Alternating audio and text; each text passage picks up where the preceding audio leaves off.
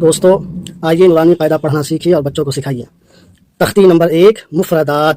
الگ الگ حرفوں کو مفردات کہتے ہیں، یعنی الف سے لے کر یا تک جتنے بھی حروف ہیں ان سبھوں کو مفردات کہتے ہیں۔ بسم اللہ الرحمن الرحیم۔ الف، الف کو جلدی پڑھنا ہے، بالکل بھی نہیں کھینچنا ہے۔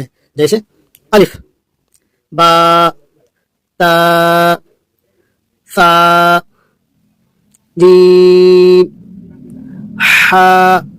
اس ہا کو حلق سے نکالنا ہے، جیسے ہا، خا، دال، ذال، را، زا، سین، شین، صاد، ضاد، طا،